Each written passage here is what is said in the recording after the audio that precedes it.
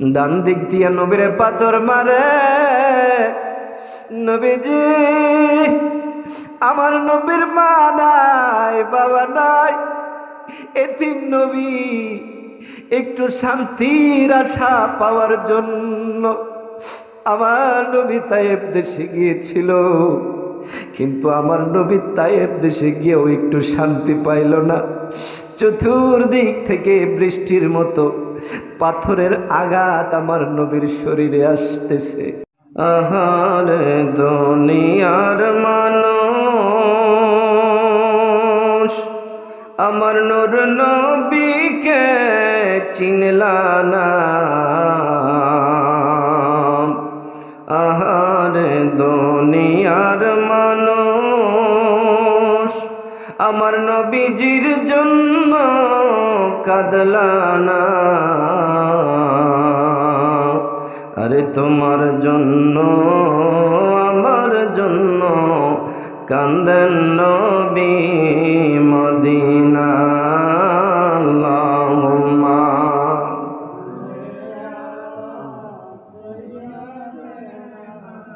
মাওলানা মুহাম্মদ ওয়া আলা আলি সাইয়্যিদিনা মাওলানা। আপন আপন কর রে মন, ববে কে আছে তোর আপনা। যিনি তোমার আপন হবে তিনি সোনার মদিনায়। আল্লাহুম্মা সাল্লি সাইয়্যিদিনা মাওলানা মুহাম্মদ ওয়া আলা আলি সাইয়্যিদিনা মাওলানা। মাদ লা ইলাহা ইল্লাল্লাহ লা ইলাহা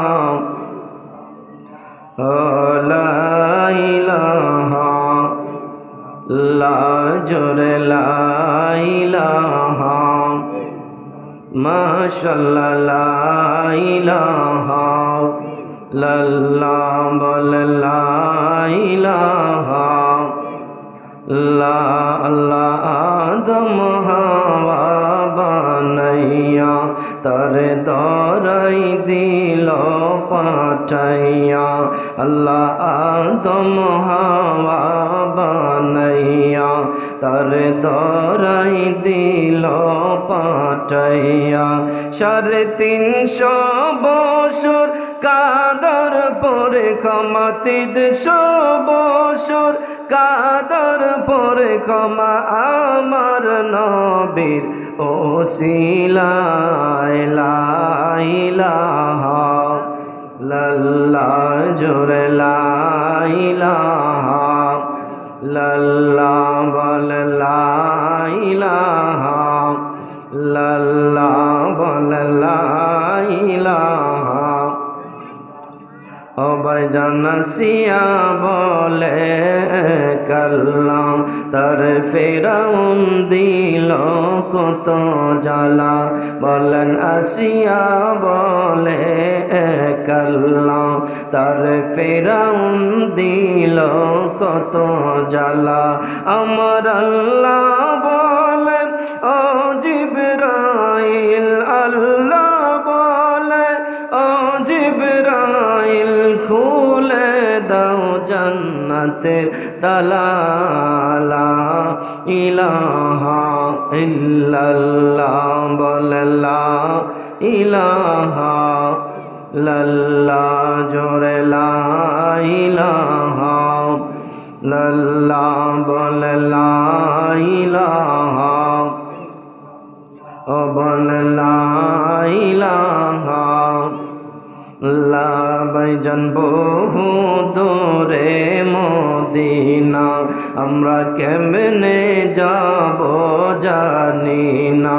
বলেন বহু দূরে দিনা আমরা কেমনে যাব নিনা। আই আই দয়াল আল্লাহ দয়া কর দয়াল আল্লাহ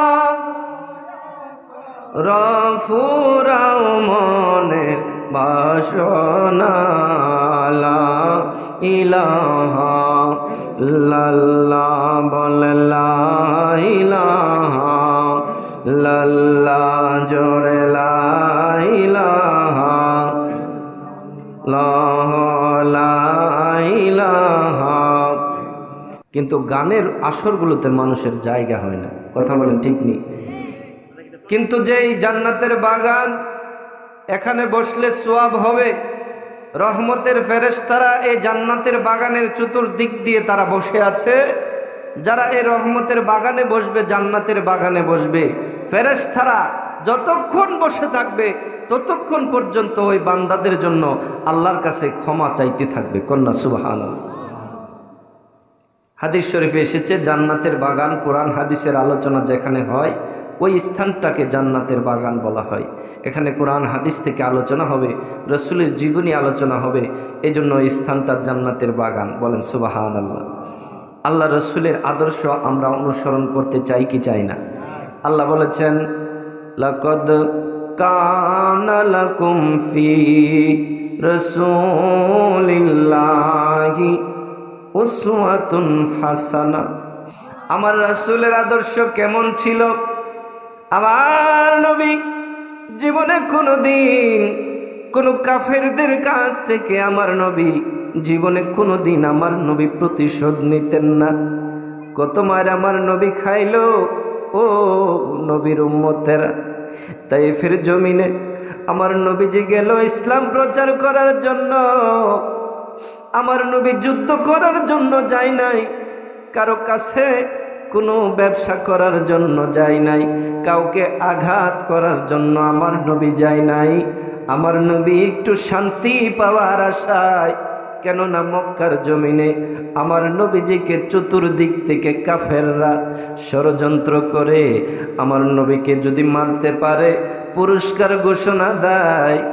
কাফেরদের এই অত্যাচার সহ্য করতে না পারে আমার নবীজি একটু শান্তি পাওয়ার আশায় এবং দিনের দাওয়াত দেওয়ার আশায় আমার নবীজি মক্কার জমিন ছেড়ে, মা বাবার দেশ ছেড়ে আমার নবী তাইফ দেশে যায়।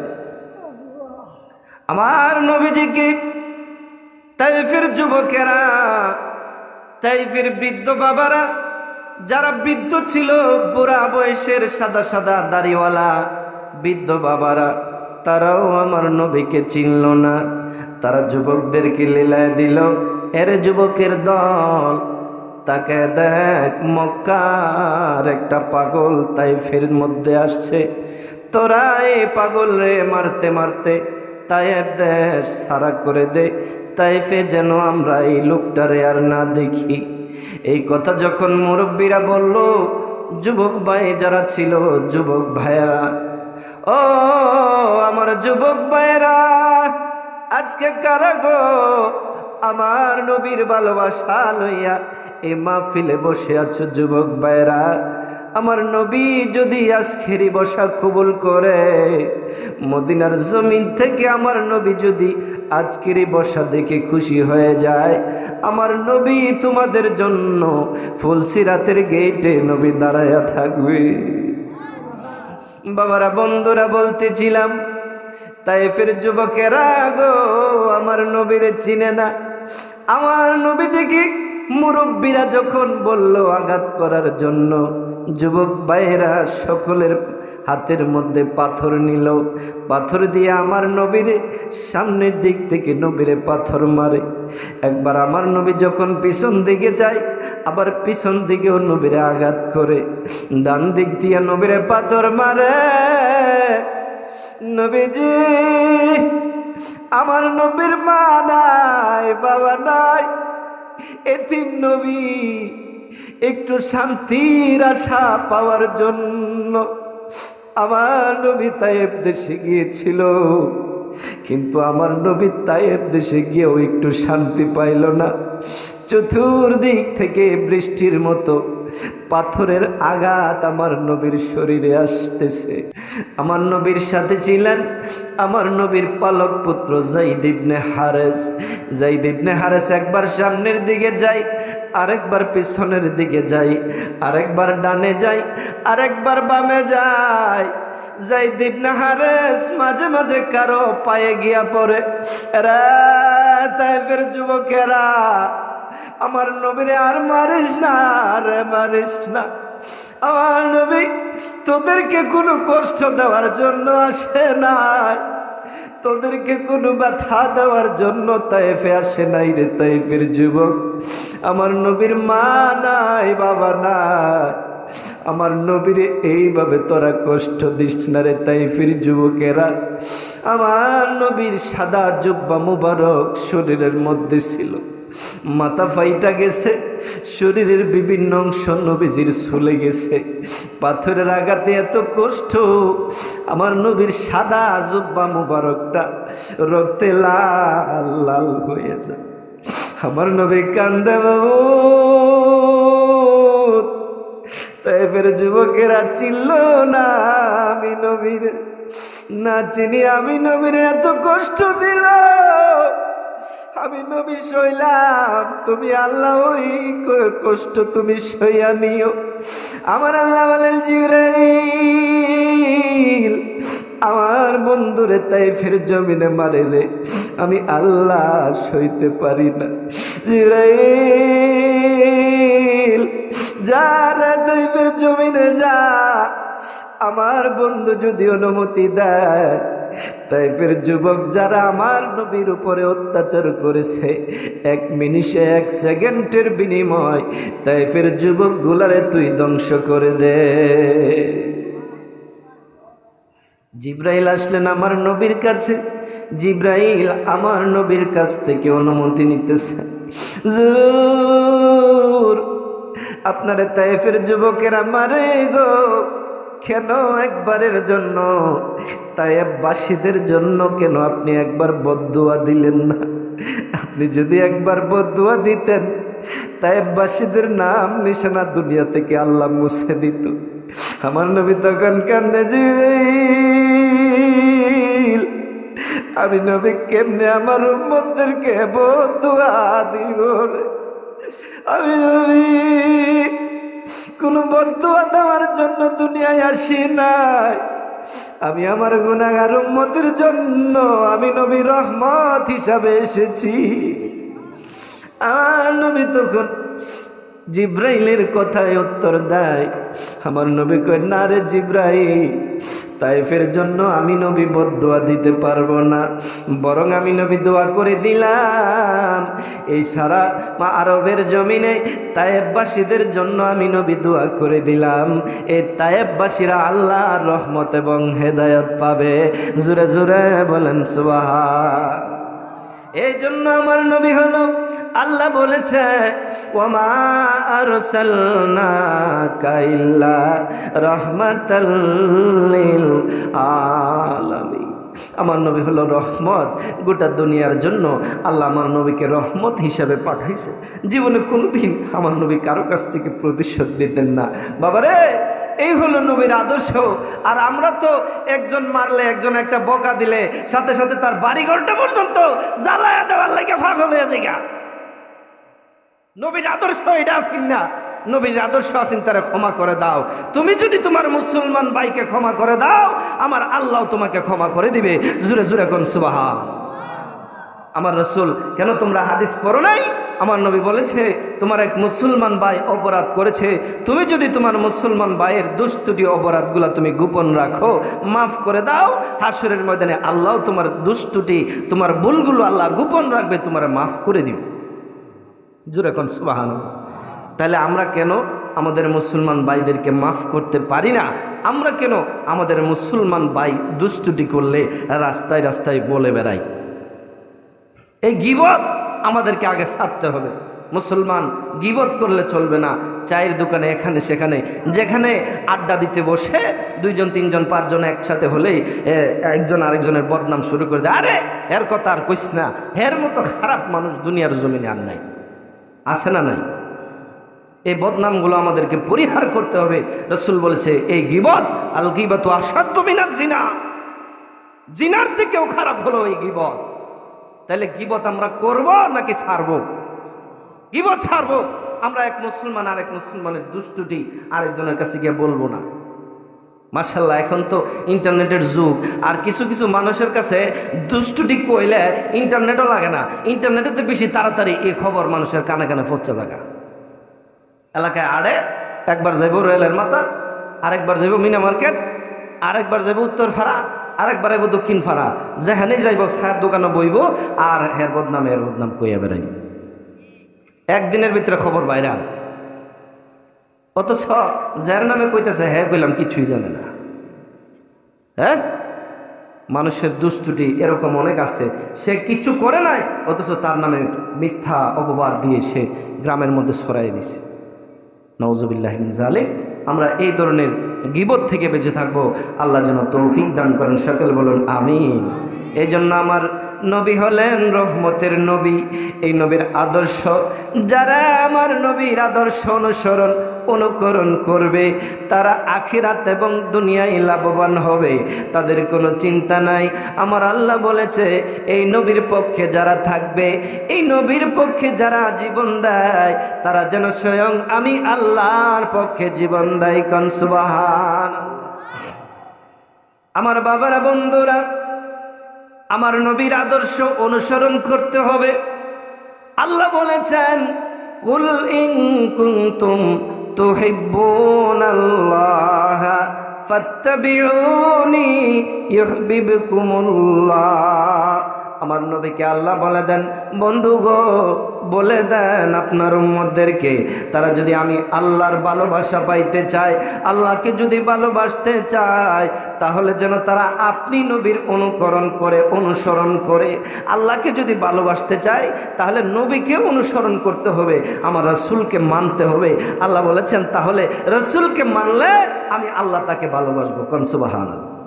তাহলে আমাদের রসুলকে মানলে যদি আল্লাহকে ভালোবাসা যায় বা আল্লাহ তাকে ভালোবাসে, তাহলে রসুলকে মানা দরকার আসেনি? আল্লাহ রসুলের প্রতিটা আদর্শ আমরা অনুসরণ করার দরকার আসেনি?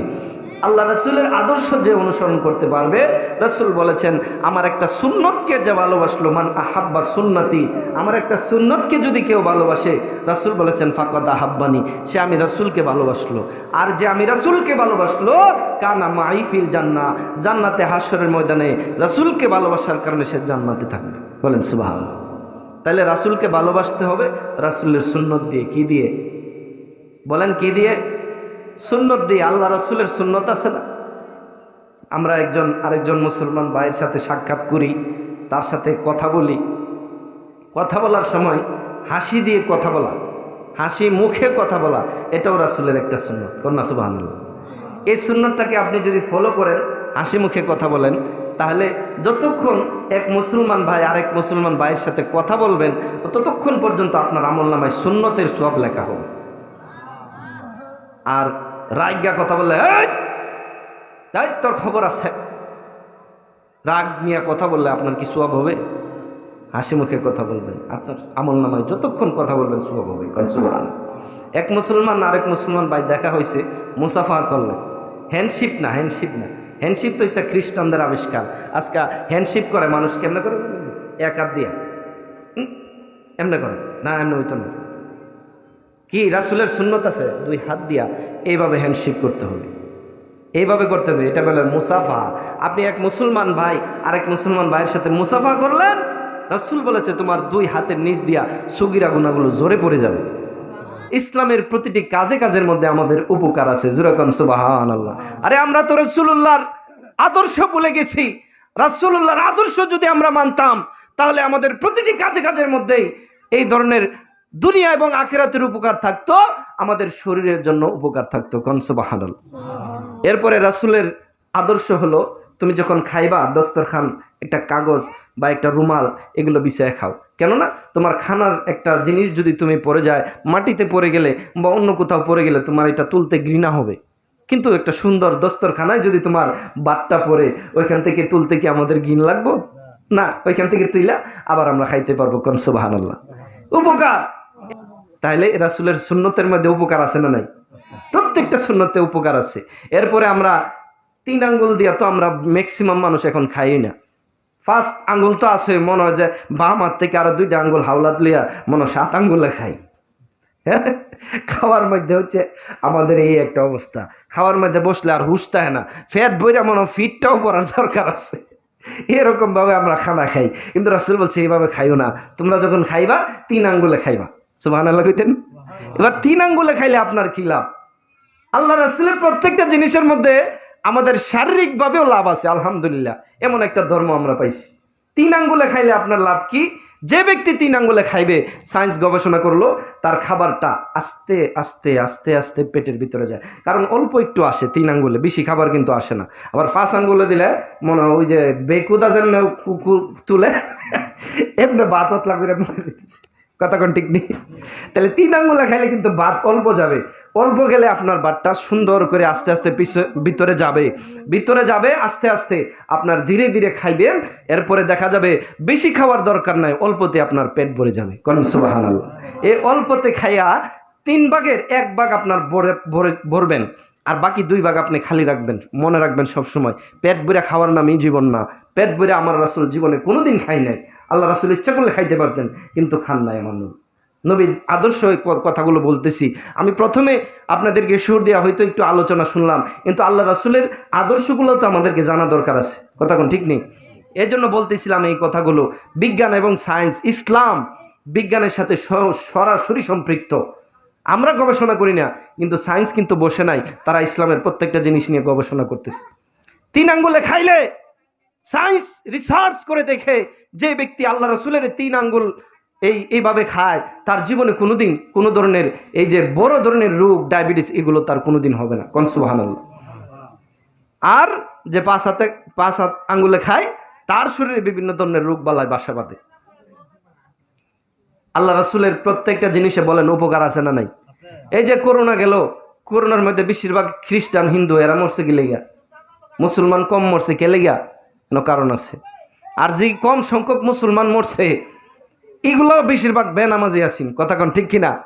আর নামাজি মুসল্লি আলহামদুলিল্লাহ সুম্মা আলহামদুলিল্লাহ, চ্যালেঞ্জ দিয়ে বলতে পারি, নামাজি মুসল্লি যারা 5 ওয়াক্ত নামাজ পড়ছে, ওযু করছে, ইস্তিনজা করছে, গোসল করছে, তারা জীবাণু থেকে মুক্ত রয়েছে। এই জন্য করোনার দ্বারা কোনো মুসলমান মরে নাই। জোরে কোন সুবহানাল্লাহ। কারণ আমার নবীজি সারা জাহানের জন্য রহমত ছিলেন, শুধু মানুষের জন্য না, শুধু জিনদের জন্য না, 18,000 মাখলুকাতের জন্য আমার আল্লাহ আমার নবীকে রহমত হিসেবে পাঠাইছে। যার বাস্তব আমার নবী একদিন মরুভূমির মধ্যে ছাগল, বেড়া, বকরি, দুম্বা এইগুলো চরানোর জন্য আমার নবী মরুভূমির মধ্যে গেলেন। দূর থেকে দাঁড়ায়া আবু জাহেল দূর থেকে দাঁড়ায়া আমার নবীরে ফলো করতেছে। আমার নবী কি করে?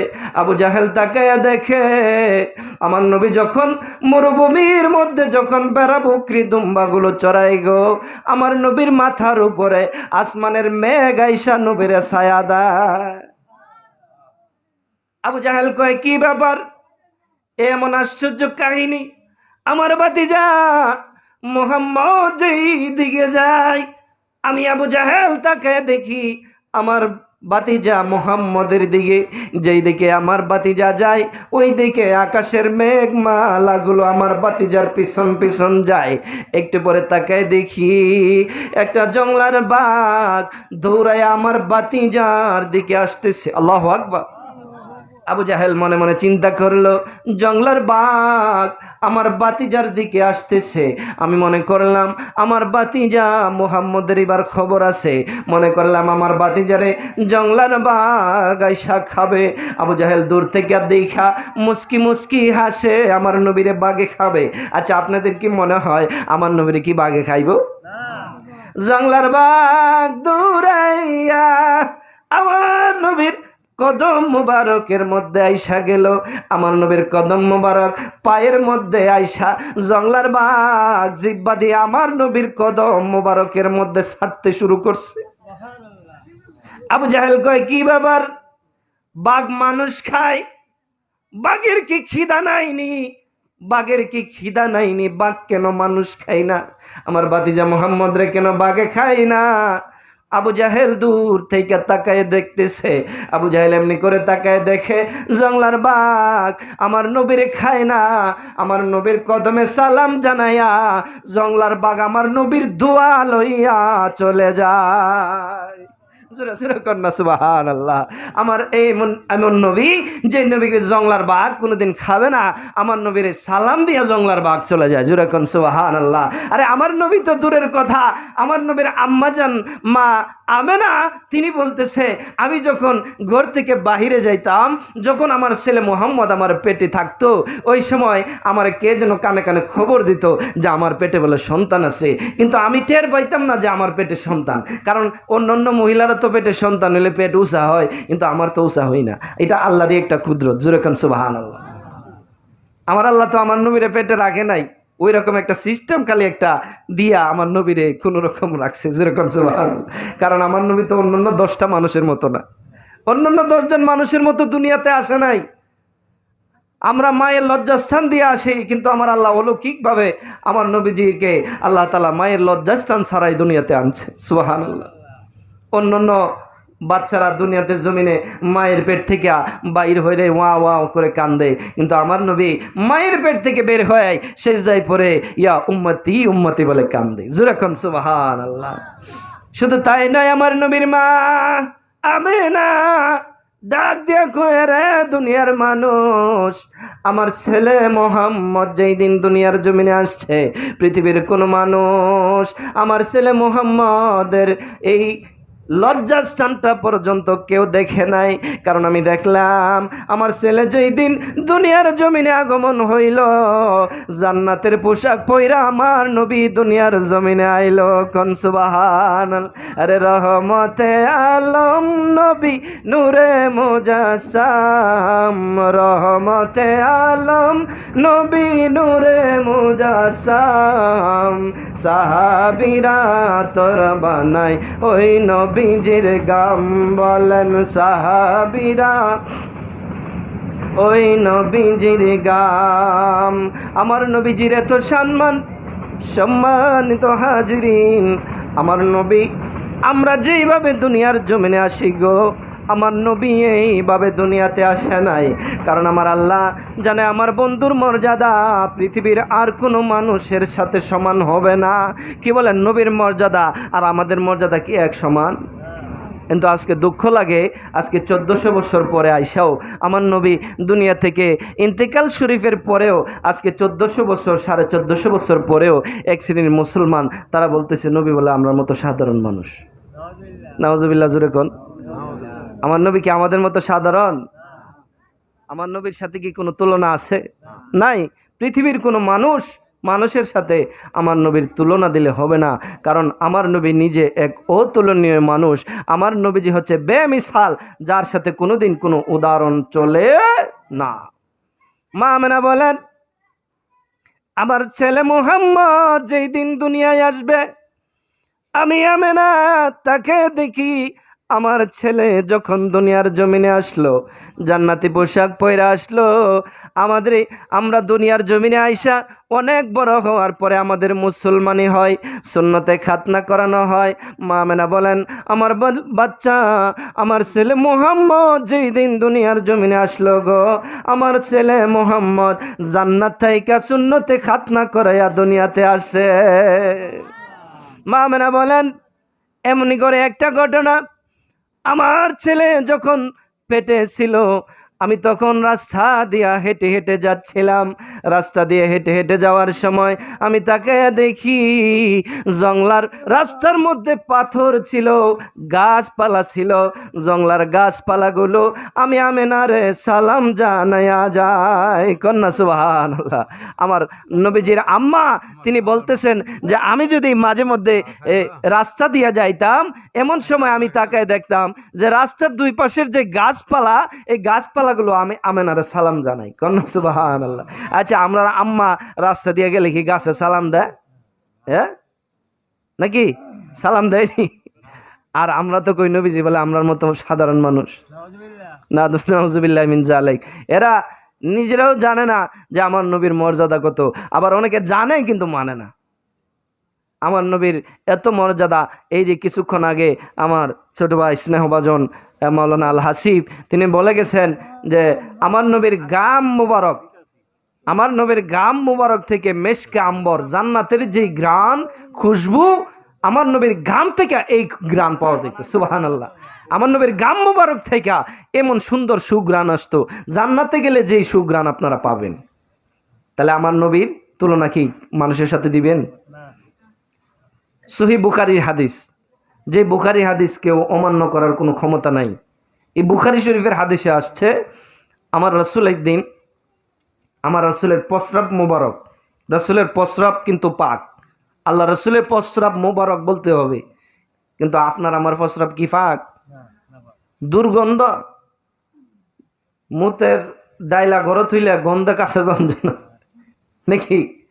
আর আমার নবীর প্রস্রাব মুবারক এত সুঘ্রাণ। আমার নবী ওনার এই কি বলে উম্মে হানি আল্লাহ রসুল সাল্লাল্লাহু আলাইহি সাল্লামের দাসী ছিলেন, কিন্তু আল্লাহ রসুল জীবনেও তাকে দাসী বলতেন না, আমার নবীজি তাকে মা বলতেন। সুবহানাল্লাহ। আমাদের ঘরে যদি সাখর বিডি রাহি তাহলে এর সাথে খারাপ ব্যবহার করি, কিন্তু আমার নবীজি তার সাথে ভালো ব্যবহার করত, আমার নবীজি তাকে মা বলতো। সুবহানাল্লাহ। এ উম্মে আইমান আমার নবীজির দাসী ছিল। আমার নবীজি একদিন বলতেছে, উম্মে হানি, তোমাকে আমি একটা জিনিস দিলাম একটা পাত্রের মধ্যে, এই জিনিসটা তুমি বাহিরে নিয়ে ফেলে দাও। উম্মে হানি মনে করলেন আল্লাহ রাসূল যেহেতু দিছে নিশ্চয়ই এই জিনিসটার মধ্যে বরকত আছে।